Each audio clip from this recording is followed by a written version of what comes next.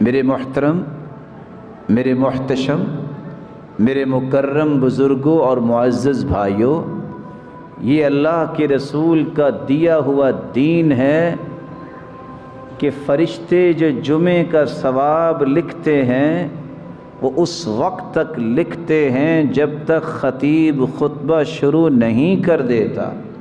جب خطیب خطبہ شروع کرتا ہے، روایت کہتی ہے طوت الملائکۃ الصحف یجلسون یستمعون الذکر، فرشتے وہ رجسٹر بند کر دیتے ہیں اور وہ بھی بیٹھ کے خطبہ سنتے ہیں۔ میں ادب سے پوچھ سکتا ہوں اپنے ان پیارے بھائیوں سے جو دوسرے خطبے کے وقت یا آدھے خطبے کے وقت یا خطیب خطبہ شروع کر چکا بعد میں آتے ہیں، ان کا ثواب پھر فرشتوں کے رجسٹر میں لکھوانے کے لیے کیا کرتے ہیں؟ ای میل کرواتے ہیں اپنے نام، ٹویٹ کرتے ہیں، واٹس ایپ پہ کوئی میسج بھجواتے ہیں؟ کون لکھتا ہے؟ یہ دین ہے، یہی تو ہماری مضبوطی کے راز ہیں۔ اس لیے اللہ کے رسول نے فرمایا، خطیب نے خطبہ جب شروع کیا، جو شخص غسل کرتا ہے، خوشبو لگاتا ہے، مسواک کرتا ہے، جلدی جمعے میں آ جاتا ہے، جمعے کے وقت خطیب کا خطبہ سنتا ہے، قریب ہو کے بیٹھتا ہے، لغو نہیں بولتا۔ کوئی بول رہا ہو تو یہ کہہ دینا کہ چپ ہو جاؤ، یہ بھی لغو ہے۔ چہ جائے کہ جمعے میں چلتے پھرتے رہو، چہ جائے کہ ایک دوسرے کو خطبہ اور خوشبوئیں دیتے رہو، چہ جائے کہ اشارے کرتے رہو کہ یہاں آ جاؤ، یہ سنت کی مخالفت ہے۔ اللہ کے رسول نے فرمایا جو غسل کرے، خوشبو لگائے، اچھا لباس پہنے، مسواک کرے، مسجد میں آئے، آ کے خطبہ سنے، امام کے ساتھ نماز پڑھے، جتنے قدم چل کے آئے گا، جتنے قدم چل کے جائے گا، ایک ایک قدم پر ایک ایک سال کے روزے اور تہجد کا ثواب پا لے۔ میں آپ کی خدمت میں گزارش کروں گا، معمول بنائیے۔ ان هذا اليوم جعله الله عيدا للمسلمين، یہ جمعے کا دن ہے جس کو اللہ نے عید کا دن بنایا ہے۔ دیانتداری سے بتائیے میرے محترم، کبھی کوئی عید سے پیچھے رہتا ہے؟ عید سے پیچھے رہنے والے تو لوگوں کو کیا کہتے ہیں لوگ؟ بڑا یہ بد نصیب ہے کہ عید پہ بھی نہیں آیا۔ یہ راز ہے ہماری بلندی کے۔ عہد کیجئے یہاں بیٹھے، دو روایتیں سننے کے بعد رسول اکرم صلی اللہ علیہ وسلم نے فرمایا، جو لیٹ آتا ہے پھر گردنیں یتخطی رقاب الناس، لوگوں کی گردنوں کو پھلانگتا ہوا آگے آتا ہے، لا جمعۃ لہ، اس کا جمعہ نہیں ہوتا۔ اور ابن ماجہ کی روایت ہے جو لیٹ آتا ہے انما یأتی للظہر، یہ تو ظہر پڑھنے آیا ہے، جمعہ پڑھنے تو نہیں آیا۔ اور فرمایا من ترک ثلاث جمع متہاونا طبع اللہ علی قلبہ، جو 3 جمعے سستی کرتا ہوا چھوڑ دیتا ہے اس کے دل پہ مہر لگا دی جاتی ہے۔ اور انسان کیوں لیٹ آتا اور چھوڑتا ہے؟ یا اولاد کی وجہ سے یا مال کی وجہ سے، ٹھپا دل پہ لگ جاتا ہے۔ اور قرآن کہتا ہے یوم لا ينفع مال ولا بنون، اس دن نہ مال نے کام آنا ہے نہ اولاد نے کام آنا ہے، الا من اتى اللہ بقلب سلیم، آئے گا کام وہ جس کے پاس قلب سلیم ہے، کوئی مہر نہیں لگی، اخلاص والا دل، اطاعت والا دل۔ اللہ ذو الجلال ہم سب کو توفیق سے نوازے۔ بعض علماء کا یہ کہنا ہے اللہ ذو الجلال نے انسانی عقائد کے متعلق ما شرعہ اللہ لعبادہ من العقائد والعبادات والاخلاق والمعاملات ونظم الحياة في شعبها المختلفة لتنظيم علاقة الناس بربهم وعلاقاتهم بعضهم ببعض وتحقيق سعادتهم في الدنيا والآخرة۔ شریعت اس چیز کا نام ہے کہ اللہ نے زندگی کے تمام زاویوں میں انسانوں کی رہنمائی کرنے کے لیے عقائد کو بھی، عبادات کو بھی، اخلاقیات کو بھی اور معاملات کو بھی اور زندگی کے مختلف شعبہ جات میں رہنمائیاں وحی کے ذریعے، انبیاء کے ذریعے مخلوق تک پہنچا دی ہیں تاکہ ان کی زندگی بھی سعادت والی بن جائے اور آخرت میں بھی کامیابی ان کا مقدر بن جائے۔ تو سب سے پہلا نقطہ جو مجھے اور آپ کو ذہن میں بٹھانا ہے وہ یہ ہے کہ شریعت سازی یہ صرف اللہ کا حق ہے۔ دنیا کی بڑی سے بڑی طاقت جو ہے وہ شریعت کو تبدیل نہیں کر سکتی۔ شریعت سازی کا حق اللہ نے دیا ہے تو اپنے پیغمبر کو دیا ہے کہ آپ کا قول و عمل جو ہے وہ قوم و ملت کے لیے نمونہ ہوگا، اسوہ ہوگا، معیار ہوگا، مقیاس ہوگا، میزان ہوگا۔ کسی اور کو حق نہیں ہے کہ وہ شریعت میں دخل اندازی کرے یا اللہ ذوالجلال کے بنائے ہوئے قوانین کی مخالفت میں نیا قانون بنائے، یہ کسی انسان کے لائق نہیں ہے۔ دوسری بات جو سمجھنے والی ہے کہ شریعت نے کچھ مقاصد بیان کیے ہیں۔ انسان ویسے تو اللہ نے اس کو آزاد پیدا کیا، لیکن کچھ اصول و ضوابط اس کو سمجھائے ہیں جس سے 5 چیزوں کی حفاظت مقصود ہے۔ انسانوں کو زمین میں زندگی گزارنے کے جو اصول دیے ہیں اس میں سب سے پہلا شریعت نے جو مقصد رکھا ہے، ان کے دین کی حفاظت ہونی چاہیے، ان کی جان کو کوئی خطرہ نہیں ہونا چاہیے، ان کے مال کی حفاظت ہونی چاہیے، ان کی عزت کی حفاظت ہونی چاہیے اور ان کی سوچ اور فکر کی حفاظت ہونی چاہیے۔ یہ دماغی طور پر معاف ہو جائیں گے تو اچھا سوچ نہیں سکیں گے، اچھا کر نہیں سکیں گے، جب یہ اچھا ریپریزنٹ نہیں کریں گے تو نتائج بھی برے ہوں۔ تو مقاصد شریعت یہ 5 ہیں۔ اللہ نے یہ سارے کے سارے جو اصول و ضوابط قرآن و سنت کی روشنی میں اتارے ہیں، ان میں سب سے پہلا مقصد یہ ہے کہ انسانوں کے دین کی حفاظت ہو۔ اس لیے اللہ ذوالجلال نے دعوت کا حکم دیا اور پہلے خود دعوت دی، واللہ یدعو الی دار السلام، لوگوں جنت کی طرف آ جاؤ۔ 1,24,000 پیغمبروں کو داعی بنایا۔ صحابہ کرام کو کہا کہ کنتم خیر امہ، تم نیکی کا چونکہ حکم کرتے ہو، برائی سے منع کرتے ہو، اس سے تم کائنات میں سب سے بہترین ہو۔ اس لیے جو کافر اس دعوت کا مخالف بنتا ہے، مسلمانوں پہ ظلم کرتا ہے، تو اصول اور ضوابط دیے ہیں کہ ان اصول اور ضوابط کی روشنی میں اصول کیا ہے؟ ایک مسلمان حکمران کی سرپرستی میں دعوت دو انہیں، یہ کافر نہیں مانتے، جزیے کی بات کرو، جزیے کو تسلیم نہیں کرتے تو پھر جہاد ہو۔ بغیر اصول و ضابطے کے اللہ ذوالجلال نے جہاد کی بات بھی نہیں کروائی۔ اس لیے بغاوت کا اصول اللہ نے اتارا، ارتداد کا اصول اپنے پیغمبر کے ذریعے سمجھایا۔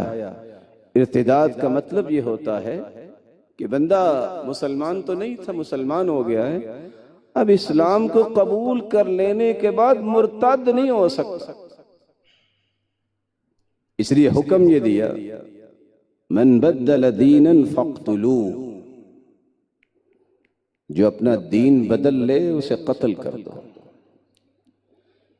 اس لیے اللہ ذوالجلال نے بغاوت کا اصول بیان کیا ہے کہ جو باغی بن جائے بغاوت کرے تو اس کا ہاتھ پاؤں جو ہے مخالف سمت میں کاٹ دیا جاتا ہے۔ نیکی کا حکم عام کرنے کا حکم دیا ہے، اس لیے کہ معاشرے کے اندر دین کی حفاظت ہو اور برائیاں پنپنے نہ پائیں۔ من استطاع منکم، حدیث میں آتا ہے من رعا منکم منکرا فلیغیرہ بیدہ، جو بھی برائی کو دیکھے ہاتھ سے روکے۔ کون؟ یہ حکومت کا کام ہے۔ قانون کو ہاتھ میں لینا یہ میرا اور آپ کا کام نہیں ہے۔ ڈنڈا ان کے ہاتھ میں ہے، وہ ڈنڈے سے سیدھا کریں گے جو نہیں سیدھا ہو رہا۔ کب؟ فَإِن لَّمْ يَسْتَطِعْ فَبِلِسَانِهِ، اگر ہاتھ سے نہیں روک سکتے تو زبان سے روکے۔ زبان سے کون روکے گا؟ علماء کا کام۔ یہ وضاحت کریں گے علماء کہ شریعت نے کیا بیان کیا۔ ایک عام آدمی کا کام تو نہیں ہے کہ فتویٰ بازی کرتا پھر۔ فَإِن لَّمْ يَسْتَطِعْ فَبِقَلْبِهِ، جیسے کہ امام غزالی لکھتے ہیں، یہ تینوں الگ درجات ہیں۔ اگر کوئی زبان سے بھی نہیں روک سکتا، اس کے پاس علم نہیں ہے، تو دل سے برا جانے۔ عام آدمی دل سے برا جانے گا تو اس کو اجر اتنا ہی ملے گا جس طرح اس نے برائی سے روک دیا اور برائی کو منع کر دیا۔ رسول اللہ صلی اللہ علیہ وآلہ وسلم نے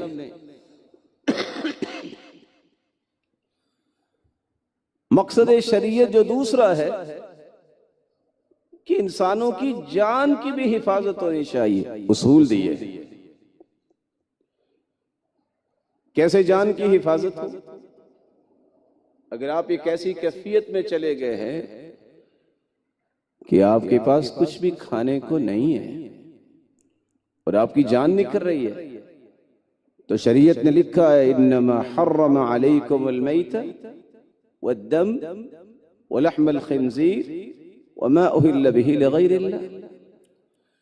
خنزیر کا گوشت حرام ہے،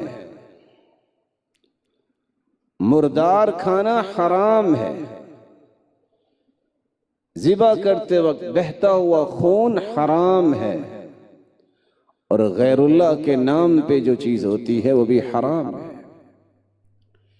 لیکن شریعت یہ کہتی ہے اگر آپ کی جان نکل رہی ہے تو پھر آپ کے لیے فَمَنِ اسْتُرَّ غَيْرَ بَاغٍ وَلَا عَادٍ فَلَا إِثْمَ عَلَيْهِ، اگر کوئی بغاوت اور سرکشی کرنے والا نہیں ہے اور ضرورت کی حد سے تجاوز کرنے والا نہیں ہے تو اس کے لیے جائز ہے کہ اضطراری اور انتہائی مجبوری کی صورت میں وہ خنزیر کا گوشت کھا کے اپنی جان بچائے۔ بلکہ حیرانگی کی بات ہے کہ رسول اللہ صلی اللہ علیہ وآلہ وسلم کی وضاحتوں کے بعد اور اللہ ذو الجلال کے فرامین کی روشنی کے بعد علماء امت میں سے مسروق تو یہ بھی کہتے نظر آتے ہیں کہ اگر انسان کی جان بالکل نکل رہی ہے، جب شریعت نے اسے اجازت دے دی ہے کہ وہ خنزیر کا گوشت کھا سکتا ہے، من اضطر فلم یأکل حتی مات دخل النار، جو آخری حد پہ ہے، گویا کہ اس نے شریعت کی بات بھی کو نہیں مانی، اس نے محمد مصطفیٰ کی رہنمائی کو بھی نہیں مانا، مر جاتا ہے اسی طرح، نہیں کھاتا، کہیں یہ جہنم میں نہ چلا جائے۔ اس لیے اس نے اپنے آپ کو خود موت کے منہ میں دھکیلا ہے، گویا کہ اس نے خودکشی کی ہے، اور خودکشی کرنے والے کے بارے میں حکم یہ ہے کہ جو خودکشی کرتا ہے وہ جہنم میں جائے گا۔ اللہ تعالیٰ نے اسی لیے جان کی حفاظت کے لیے بغاوت کی حد نازل کی ہے۔ انما جزاء الذین یحاربون اللہ ورسولہ وَيَسْعَوْنَ فِي الْأَرْضِ فَسَادًا أَن يُقَتَّلُوا أَوْ يُصَلَّبُوا، جو بغاوت ہے یہ بہت بڑا جرم ہے۔ ایسے لوگ جو بغاوت کرتے ہیں اللہ اور اس کے رسول کی، زمین میں فساد مچاتے ہیں، ان کا علاج کیا ہے؟ قتل کر دیے جائیں گے، سولیوں پہ لٹکا دیا جائے گا، ان کے ہاتھ پاؤں مخالف سمت میں کاٹ دیے جائیں گے۔ جان کی حفاظت کے لیے قصاص شریعت نے رکھا ہے. یہ نہیں کہ جو مرضی اٹھے اور دوسرے کو قتل کر دے. زندگی میں کبھی کسی کی قتل کی نیت بھی نہ کرے، کیونکہ قرآن مجید میں اللہ فرماتی ہے وَمَن يَقْتُلْ مُؤْمِنًا مُتَعَمِّدًا فَجَزَاؤُهُ جَهَنَّمُ خَالِدًا فِيهَا وَغَضِبَ اللَّهُ عَلَيْهِ وَلَعْنَهُ وَأَعَدَّ لَهُ عَذَابًا عَظِيمًا. جس نے کسی مومن کو جان بوجھ کر قتل کیا اس کا ٹھکانہ جہنم میں ہمیشہ رہے گا. اس پہ اللہ کا غضب ہوگا، اس پہ اللہ کی لعنت اور دھتکار اور پھٹکار ہے. وَأَعَدَّ لَهُ عَذَابًا عَظِيمًا، اور بہت بڑا عذاب اس کے لیے اللہ فرماتے ہیں تیار کیا ہے. 5 سزائیں. اور حدیث سے کہتی ہے لو ان اہل السماوات والارضین اشترکوا فی دم واحد لأکبهم اللہ فی النار. اگر 7 آسمانوں کے کھربوں فرشتے، 7 زمینوں کی جتنی مخلوقات ہیں، 14 کے 14 طبق ایک مومن کے قتل میں شریک ہو جائے لَأَكَبَّهُمُ اللَّهُ فِي النَّارِ، اللہ ایک مومن کے بدلے 14 کے 14 طبق قیامت کے دن جہنم میں ڈالے. اب سوچنے کی بات ہے کہ ساری زمین میں جتنے لوگ رہتے ہیں سارے ایک بات پہ کیسے قتل میں شریک ہوں گے؟ کوئی کہاں ہے کوئی کہاں ہے. اگر ان کی رائے بن جائے گی کہ ہاں قتل ہونا چاہیے، مشورہ اور رائے بھی دے دیں گے، قیامت کو جہنم رسید. اس لیے قرآن نے حکم دیا وَلَكُمْ فِي الْقِصَاصِ حَيَاةٌ يَا أُولِي الْأَلْبَابِ. عقل والو، قصاص میں اللہ نے زندگی رکھی ہے. اگر ایک شخص کا قصاص لیا جائے گا، اسلامی حکومت اگر اس قصاص لیتی ہے تو لوگ قتل کرنے سے رک جائیں. معاشرے کو بچانے کے لیے یہ قصاص لینا ہی پڑتا ہے. رسول اللہ صلی اللہ علیہ وآلہ وسلم کے صحابی انس بیان کرتے ہیں کہ ایک یہودی نے 2 پتھروں کے درمیان ایک لونڈی کو مار دیا، اس کا سر کچل دیا. جب پتہ چلا تو صحیح بخاری کی روایت ہے یہودی کے ساتھ وہی کچھ کیا گیا اور اسے اسی طرح قتل کیا گیا. سعید بن مسیب بیان کرتے ہیں، موطا امام مالک کی روایت ہے 7 لوگوں نے یا 5 لوگوں نے ایک بندے کو قتل کر دیا. عمر رضی اللہ تعالیٰ نے فرمایا ان 5 کو، یہ 5 یا 7 سب کو اڑا دو. اگر صنعاء کے رہنے والے جو آج دارالخلافہ یمن، اگر صنعاء کے رہنے والے سارے لوگ بھی اس کے قتل میں شریک ہوتے میں سب کو قتل کر دے. یہ شریعت کا مقصد ہے، دین بھی انسانوں کا محفوظ رہے، جان بھی ان کی محفوظ رہے. پھر عزت اور نسب کو محفوظ کرنے کے لیے اسلام نے شریعت بیان کی ہے. شریعت سازی جو اللہ اور اس کے رسول کا حق ہے، اللہ نے اصول بنا دیے ہیں، مزید کسی اصول کی کوئی ضرورت نہیں. اللہ ذوالجلال کا حکم ہے الزانیۃ والزانی فاجلدوا کل واحد منہما 100 جلدہ. غیر شادی شدہ اگر بدکاری کرتا ہے تو 100 کوڑے لگائے جائیں، جلاوطن کیا جائے. اور اگر شادی شدہ ہے تو جس طرح اس نے اس خاندان کی عزت کو پارا پارا کیا ہے، پتھر مار مار کے اسے مار دیا جائے گا. یہ شریعت کا اصول ہے. اس لیے آپ صلی اللہ علیہ وآلہ وسلم نے حکم دیا تھا جس کے پاس طاقت ہے وہ شادی کر لے. من استطاع منکم الباءة فلیتزوج، طاقت ہے تو شادی کر. فإنه أغض للبصر وأحصن للفرج، اس سے ہی عزت کی حفاظت ہوگی اور آنکھوں میں جھکاؤ پیدا ہوگا. اور جو یہ نئی طاقت رکھتا فعلیہ بالصوم فإنه له وجاء، وہ روزے رکھے، اور روزہ جو ہے اس کے اندر تقوی پیدا کرے.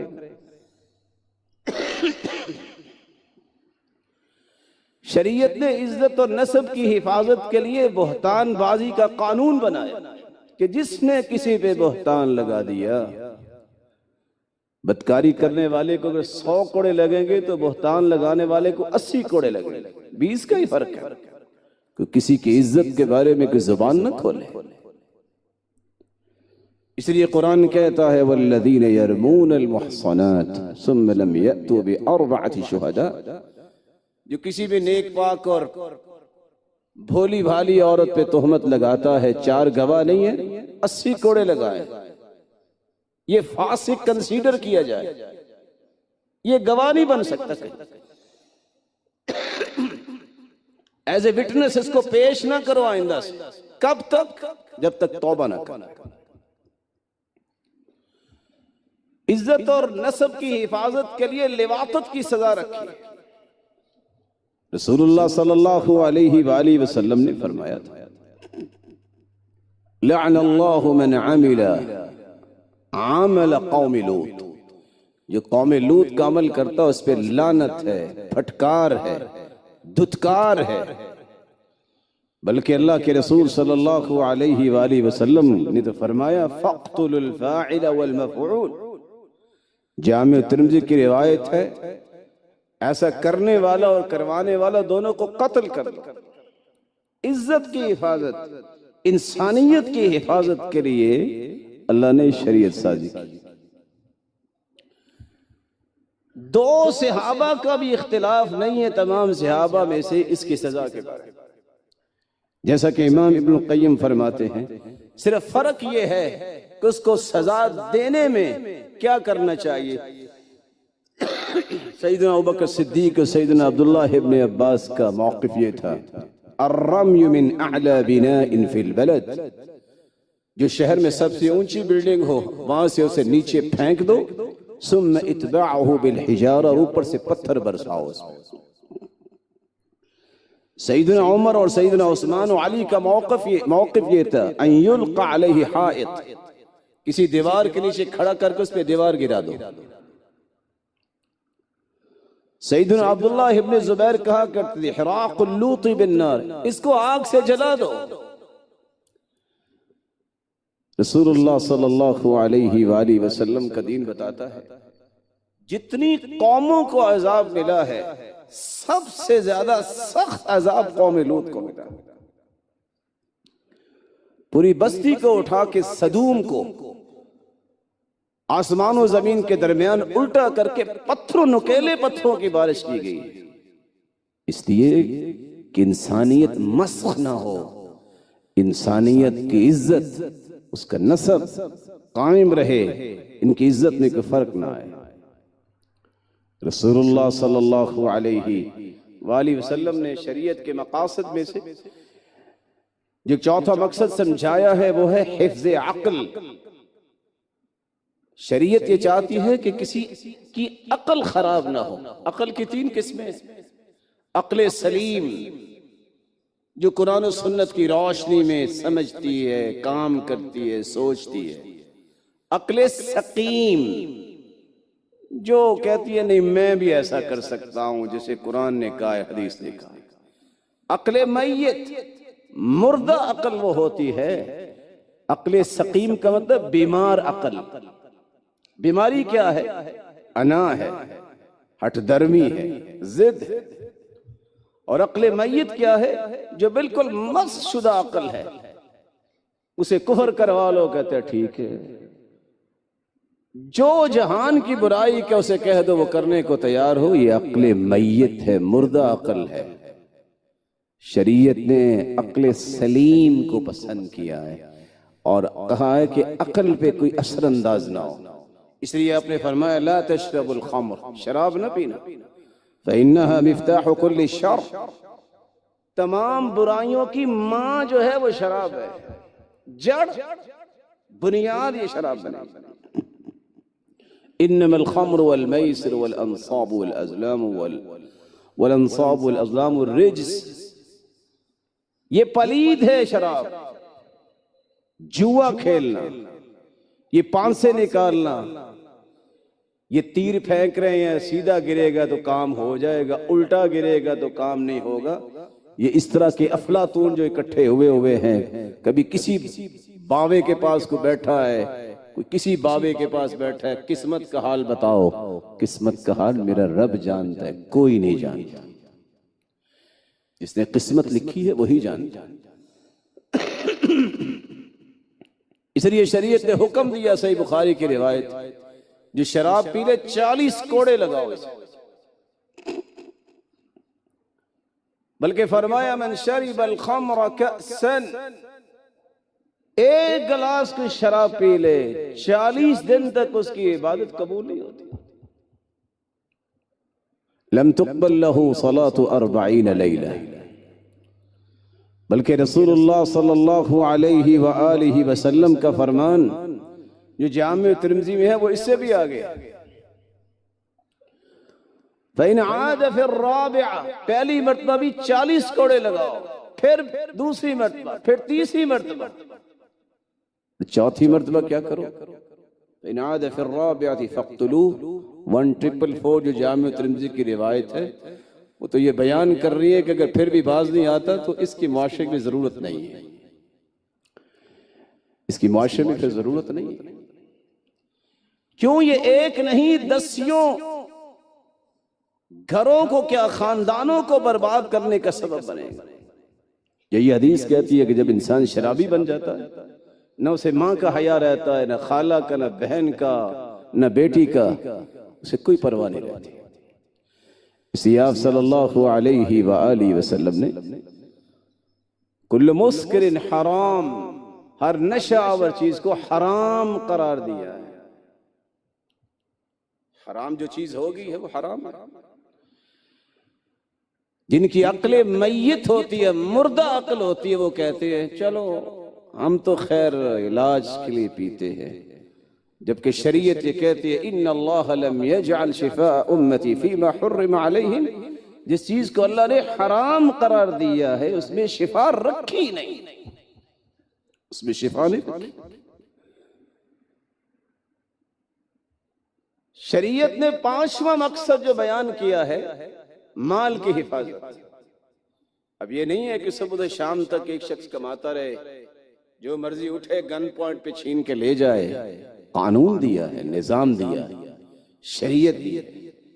السارق والسارق والسارقة فاقطعوا أيديهما جزاء بما كسبا نكالا من اللہ، چور مرد ہو یا چور عورت ہو، اس کا ہاتھ کاٹ دیا جائے۔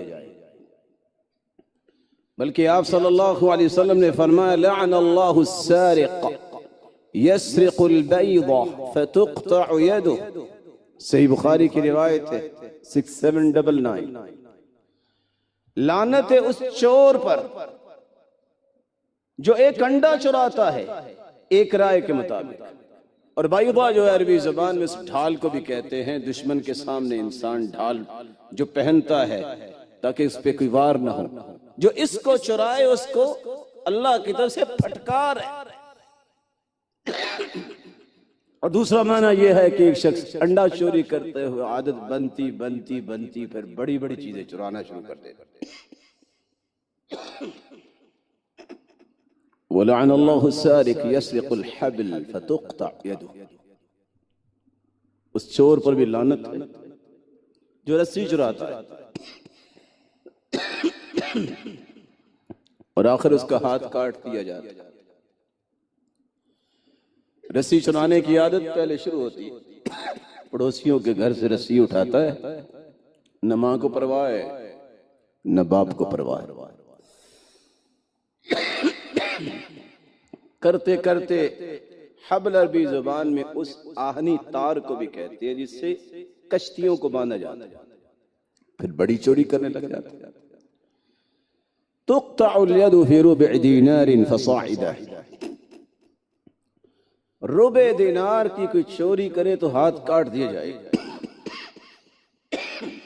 آج ربع دینار تقریباً 40,375 روپے کا بنتا ہے، اس کا ہاتھ کاٹ دیا جائے گا تاکہ ایک بندے کی وجہ سے پورے معاشرے کے اندر خوف نہ ہو، پورے معاشرے کا مال محفوظ ہو جائے، پورے معاشرے کی محنت اور صلاحیت داغدار نہ ہو، پورے معاشرے کے اندر لوگ کمائیں، کھائیں، صدقہ کریں، لوگوں پہ خرچ کریں، ان کا کوئی خوف نہ ہو۔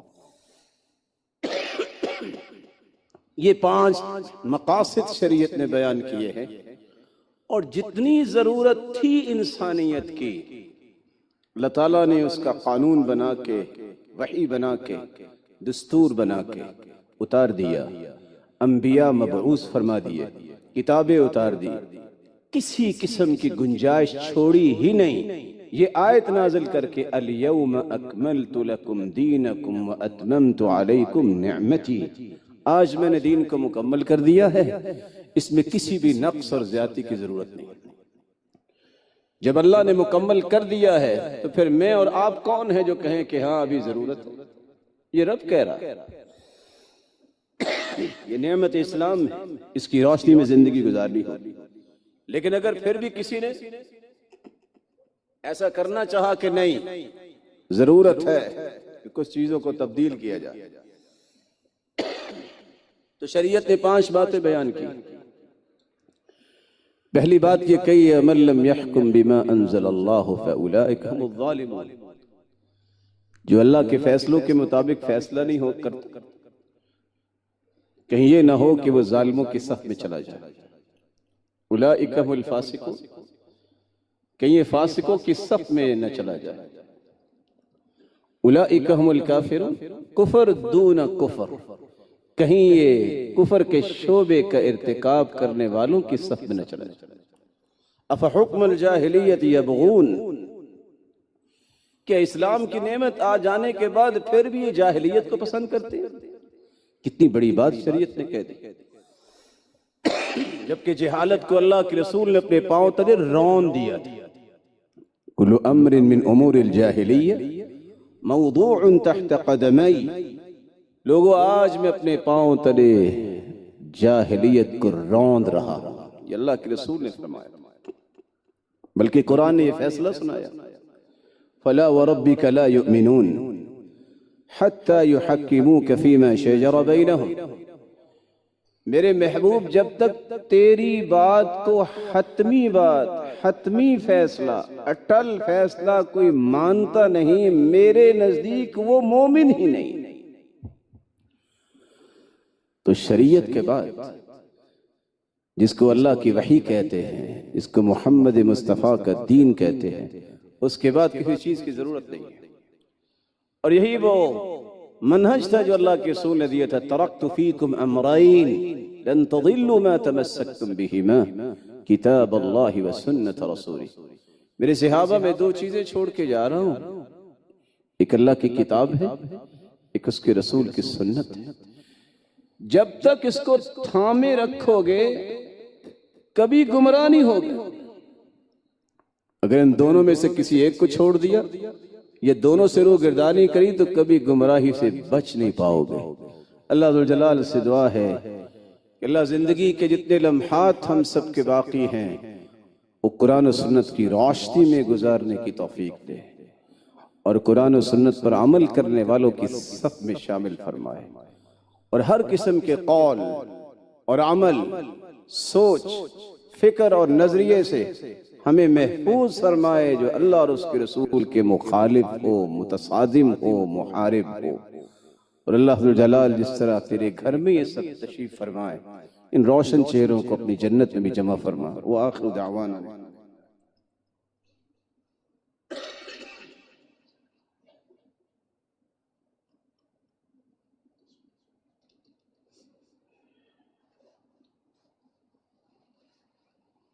الحمد لله على إحسانه والشكر له على توفيقه وامتنانه، أما بعد۔ اللہ تعالیٰ نے 1,24,000 پیغمبروں کو شریعت دے کے بھیجا،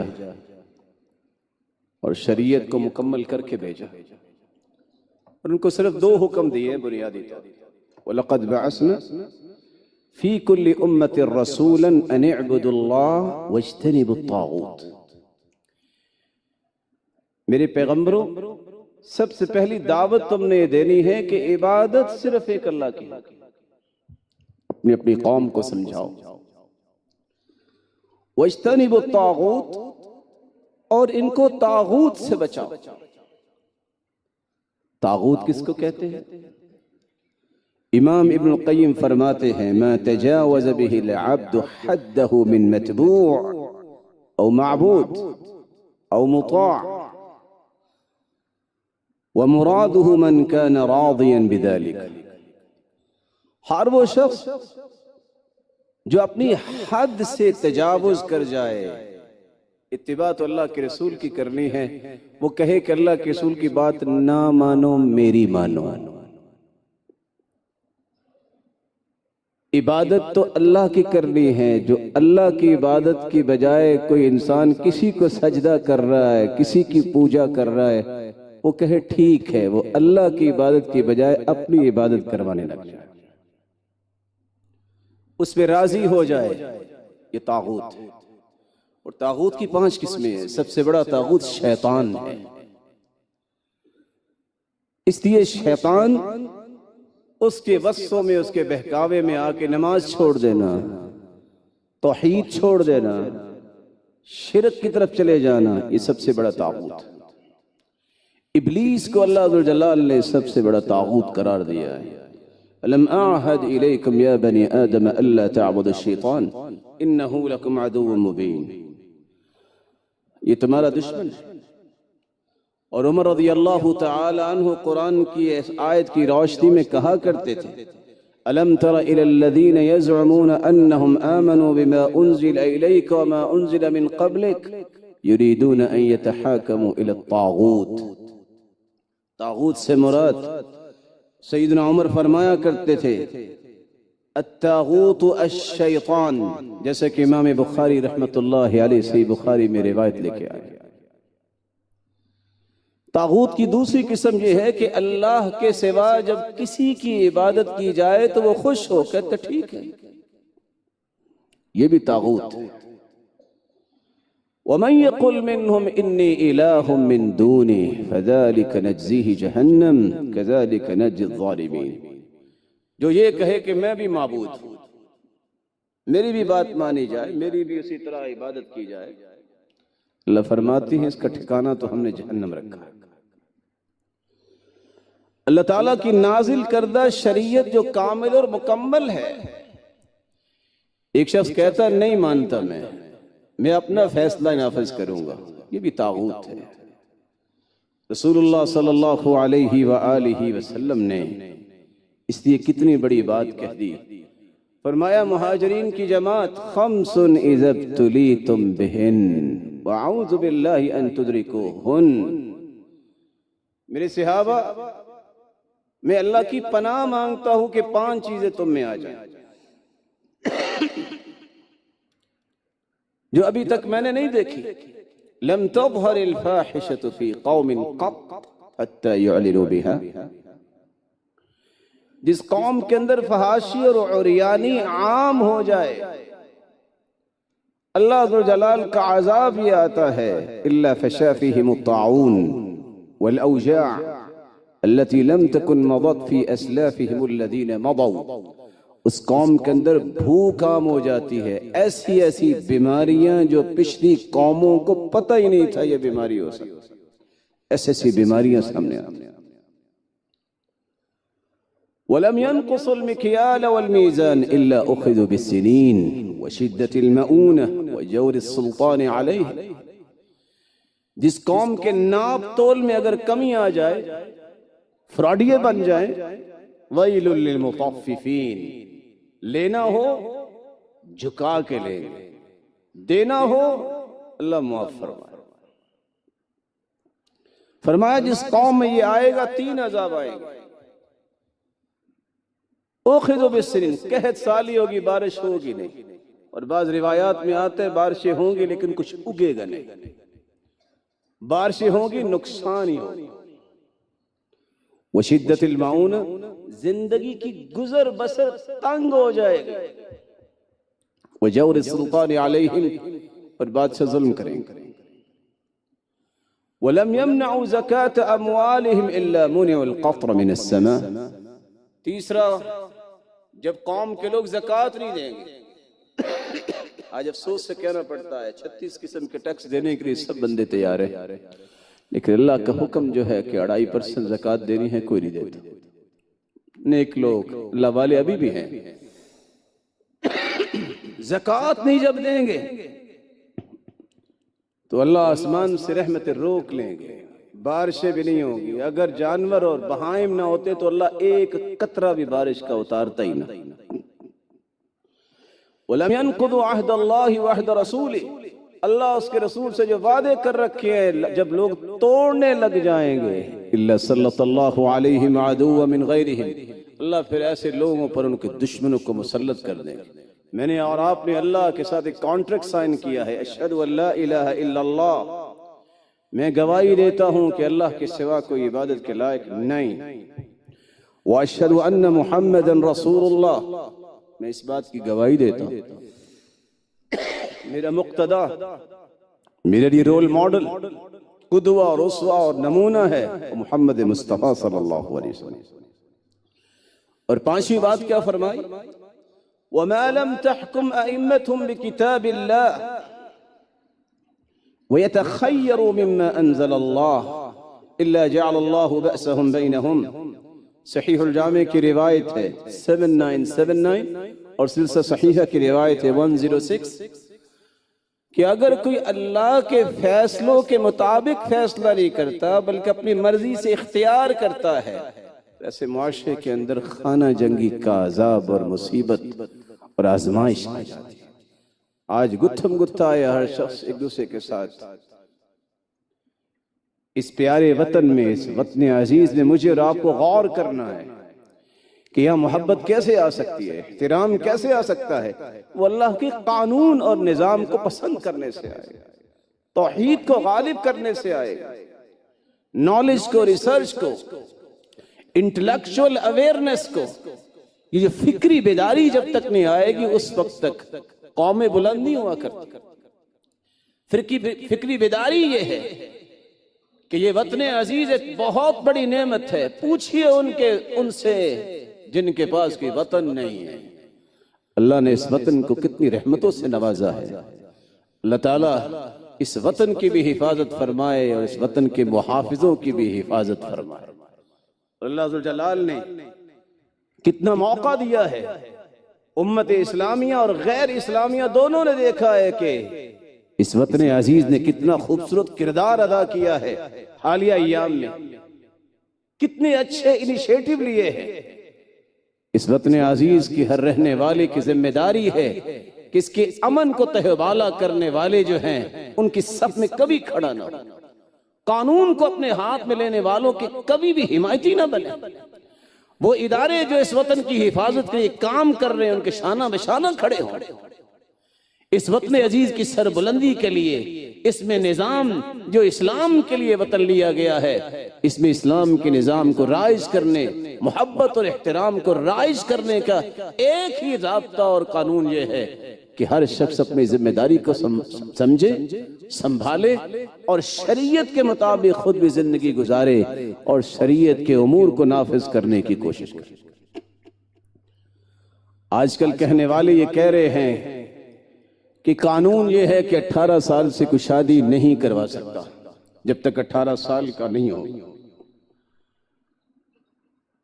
مجھے اور آپ کو یہ کہنا چاہیے، ہمیں فخر ہے کہ ہم پاکستانی ہیں، یہ ہمارا ایک خوبصورت وطن ہے، اس کی ہر قانون کو ہم سلوٹ کرتے ہیں، لیکن پاکستانی ہونے کے ساتھ ساتھ میں اس سے پہلے مسلمان بھی ہوں۔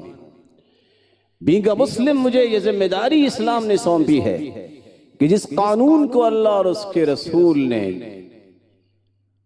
بنایا نہیں ہے، سکھایا نہیں ہے، اتارا نہیں ہے، اس قانون کی قدر و قیمت اللہ کے ہاں اگر کچھ نہیں ہے تو ایک مسلمان کے ہاں بھی اس قیمت نہیں ہونی چاہیے، اور یہ بات یاد رہنی چاہیے۔ اسلام نے نکاح کے متعلق جو اصول بتائے ہیں، 4 اصول ہمیشہ یاد رکھیں شریعت اسلامیہ میں نکاح کے لیے کوئی مخصوص عمر کا تعین شریعت نے کیا ہی نہیں۔ دوسرا اصول، بلوغت سے پہلے والدین اپنے نابالغ بچوں کا نکاح کر سکتے ہیں، جیسا کہ احادیث موجود ہیں، شرط یہ ہے کہ اس میں بچوں کا مفاد موجود۔ تیسرا اصول، بلوغت کے بعد، بالغ ہونے کے بعد کوئی بھی نوجوان شادی کر سکتا ہے، اور کوئی بھی نوجوان عورت ولی کی اجازت اور 2 گواہوں کی موجودگی میں اس کا بھی نکاح کیا جا سکتا ہے۔ چوتھا اصول، قرآن و سنت میں کم سن بچیوں کے نکاح کے متعلق باقاعدہ دلائل موجود۔ قرآن ہر شخص پڑھتا ہے وَاللَّائِي يَئِسْنَ مِنَ الْمَحِيضِ مِن نِّسَائِكُمْ إِنِ ارْتَبْتُمْ فَعِدَّتُهُنَّ 3 أَشْهُرٍ وَاللَّائِي لَمْ يَحِضْنَ، جو عورتیں حیض سے نا امید ہو چکی ہوں،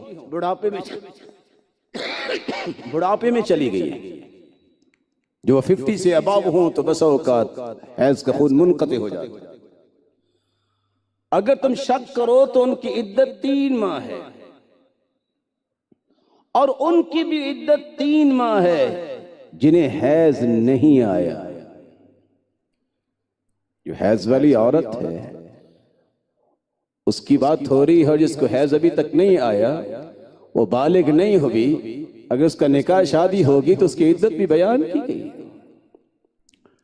شریعت نے اس بات کو بیان کہ خود سیدہ عائشہ کے ساتھ شادی رسول اللہ صلی اللہ علیہ وسلم کی کب ہوئی؟ صحیح بخاری کی روایت 5133 ان النبی تزوجها وهي بنت 6 سنين وادخلت عليه وهي بنت 9 ومكثت عنده 9۔ 9 سال کی عمر میں اللہ کے رسول کی شادی سیدہ عائشہ سے ہوئی، 9 سال آپ کے عقد میں رہی، اور 18 سال کی بیوہ ہوئی۔ سیدہ عائشہ سے نکاح کرنا آپ صلی اللہ علیہ وسلم کا یہ خود شریعت ہے، کیونکہ جبریل لے کے آئے تھے یہ پیغام۔ صحیح مسلم کی روایت ہے کہ جبریل نے آگے کہا کہ اللہ ذوالجلال کا حکم ہے کہ ان کے ساتھ نکاح کرنا، تو اللہ کے رسول نے فرمایا اگر یہ اللہ کی طرف سے تو اللہ اسے جاری کرے، اور خوشخبری سنائی کہ دنیا میں بھی اللہ کے رسول کی بیوی ہیں اور جنت میں بھی اللہ کے رسول کی بیوی۔ خود سیدہ عائشہ فرماتی اذا بلغت الجاریہ 9 سنین